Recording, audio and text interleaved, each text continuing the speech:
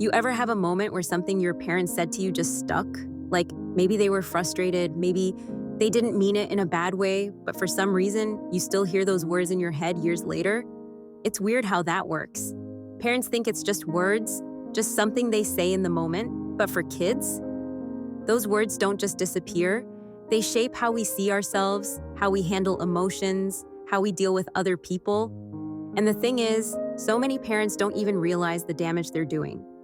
Studies show that 63% of parents admit to using verbal aggression, things like yelling, insults, or shaming, and the kids who grow up with that, they're way more likely to deal with self-esteem issues, anxiety, and trust problems later in life. Not because they're weak, but because their brains literally get wired to expect criticism and rejection. But the worst part? Most of these phrases sound so normal. They're things parents have been saying for generations without ever questioning what they actually mean.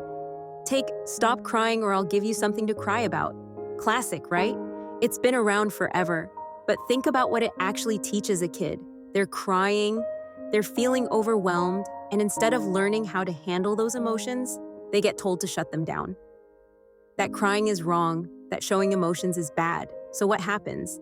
They stop expressing their feelings, they bottle things up, and later as adults, they struggle to open up, to communicate, to even process what they're feeling because they were taught from an early age that emotions aren't supposed to be seen.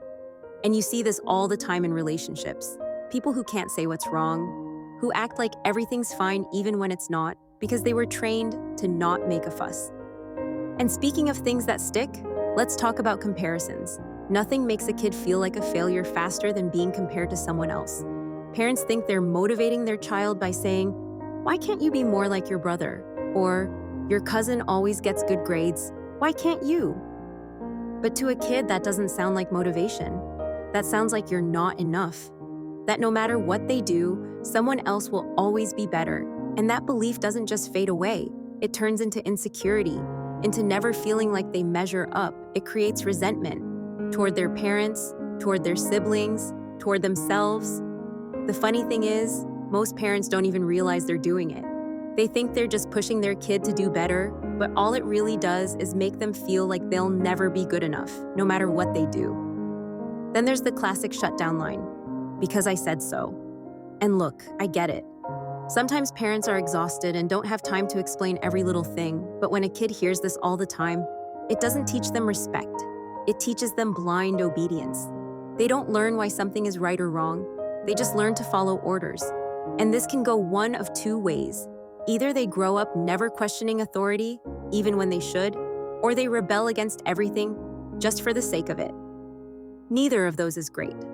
A simple explanation, even a quick "because this will keep you safe," helps a child understand the reason behind the rule instead of just feeling like they have no say in their own life.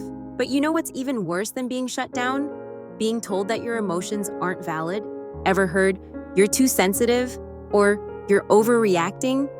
These phrases don't make a kid tougher, they just make them doubt their own feelings. They start thinking, "Maybe I am overreacting. Maybe I shouldn't feel this way." And that's how people end up in toxic relationships later in life, ignoring red flags, brushing off their own emotions because they were taught that their feelings aren't real.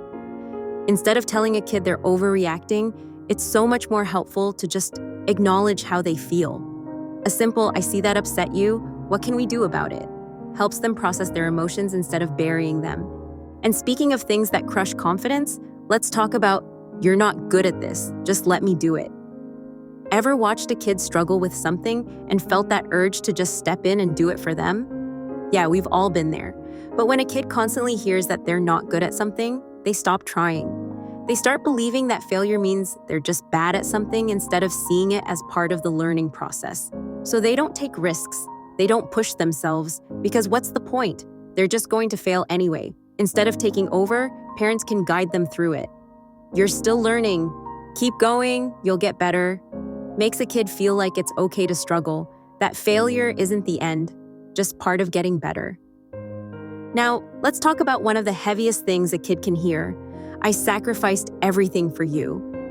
It might come from a place of exhaustion, but to a child, it doesn't sound like love. It sounds like a burden, like their very existence is something they have to make up for. And that feeling, It follows them into adulthood. It turns into guilt, into never feeling like they're allowed to put themselves first.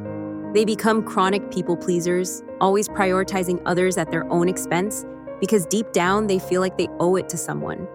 Parenting is a choice. Kids don't ask to be born, and making them feel guilty for something they had no control over, that's just unfair. A better way to express frustration? I love you, and sometimes things are hard, but I wouldn't change being your parent for anything. That small shift changes everything. And finally, the one that leaves the deepest scars. You were a mistake. Even if it's said in the heat of the moment, even if it's meant as a joke, to a child, it's not just words. It's a truth they carry. It plants the seed of unworthiness, the idea that they weren't wanted, that they don't belong. And that feeling doesn't just go away, it stays.